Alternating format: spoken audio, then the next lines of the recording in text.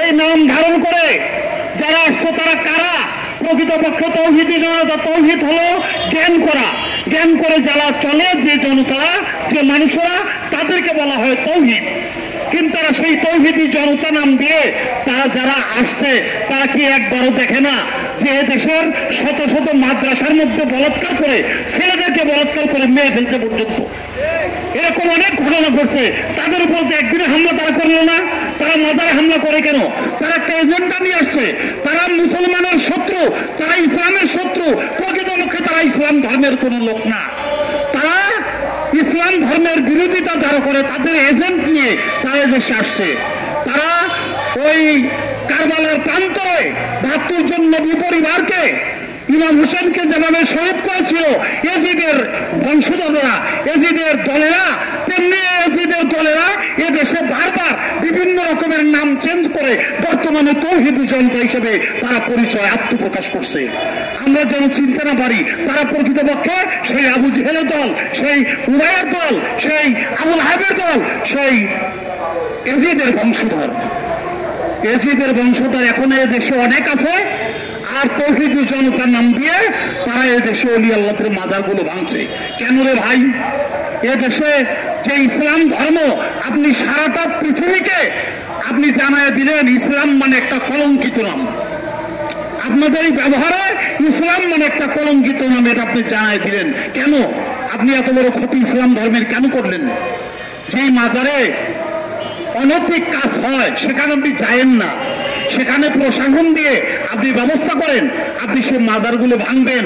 মাজারের সেই ওলি আল্লাহদের দেহ মোবারক কবর থেকে উঠাই আপনি সেখানে আগুন ধরায় দিবেন।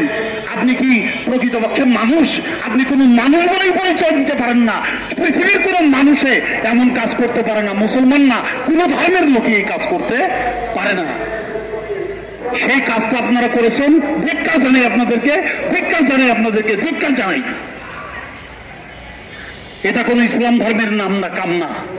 এটা ইসলাম ধর্ম নাম দিয়ে যত সব কাউপাটপাররা এদেশে জাহিলিয়াতরা তারা ওলি আল্লাহদের মাজারগুলো এভাবে ধ্বংস করতেছে। পীর ফকির, গান বাজনা, এদেশের কৃষ্টি কালচার, খেলাধুলা, মেলা, খেলা, গান বাজনা, এটা এদেশের কৃষ্টি কালচার। পীর ফকির এদেশের কৃষ্টি কালচার। তারা আমাদের শিক্ষা, তারা আমাদের প্রতিষ্ঠান। কোন পীর ফকিররা কোনদিন কারো গায়ে হাত দেয় নাই, কিন্তু আপনারা দেখাই দিলেন যে আপনাদের ভিতরে কোনো মানবতাই নাই। এই জন্য আপনারা মরা লাশটারে পর্যন্ত ছাড়লেন না। পৃথিবীতে চেতা মানুষগুলো তো ছাড়েনি না, মরা লাশগুলিরে ছাড়েন না। একবার তৌহিদি জনতার বিবেক জাগ্রত হয় না যে দেশে মাদ্রাসায় বলাৎকার হয়, সেখানে আমি কোন আন্দোলন করি না, সেটা কোনো প্রতিবাদ করি না, আর দেশে ওলি আল্লাহদের মাজারগুলো ভাঙ্গি? আপনি কি মানুষ? আপনি ওলি আল্লাহদের মাজার ধ্বংস করে মানুষদেরকে মাইরা আগুন জ্বালাইয়া পুইরা তারপর আপনি জান্নাতে যাবেন। আর জান্নাতে কুকুরও যাবে, খালি মানুষ যাবে না। আপনি কোরআন করে দেখেন, জান্নাতে কুকুরও যাবে। আপনি সেই কুকুরের যোগ্যতাও রাখেন না। জান্নাত হলো মা বাবার পদতলে। জান্নাত যদি মায়ের পদতল হয়, যেটা পায়ের তলে থাকে, ওইটার জন্য আপনি মানুষ মেরে ওইখানে যাবেন? আপনার সেহেতু কুকুরও ভালো। আমি আপনাদের এই কার্যক্রমে ঘৃণা জানাই। এদেশের সরকার প্রধানের কাছে, প্রশাসনের কাছে এর প্রতিকার চাই, এর বিচার চাই।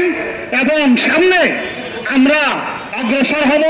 সামনে মাসের, অর্থাৎ অক্টোবর মাসের ৩ তারিখে আমরা বিশাল সমাবেশ করব বাংলাদেশ কেন্দ্রীয় শহীদ মিনারে বিকাল ৩টায়।